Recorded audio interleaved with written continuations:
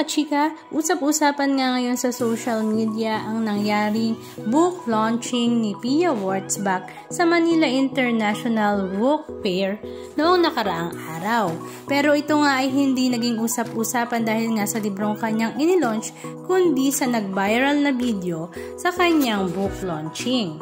Ito nga ay nangyari nang hinawi nga ng Marshal ni Queen Pia Wurtzbach ang national artist na si Mr. Ricky Lee.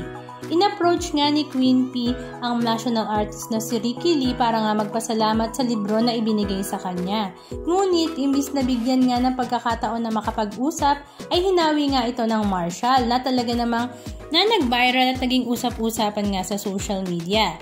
Humingi na raw nga ng direktang paumanhin si Queen P sa national artist na si Ricky Lee at tinanggap naman ito ni Ricky Lee.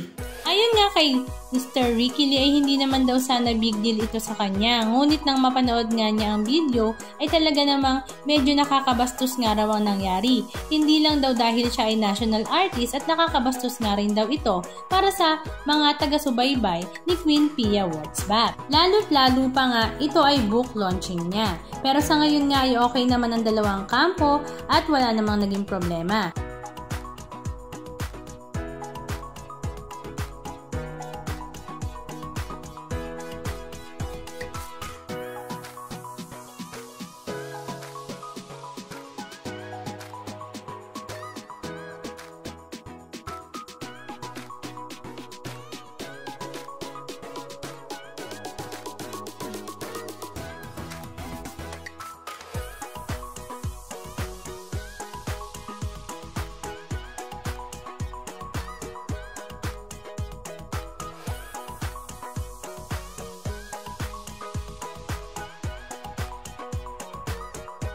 Anong masasabi nyo mga kachika? Just comment down below. And please don't forget to subscribe.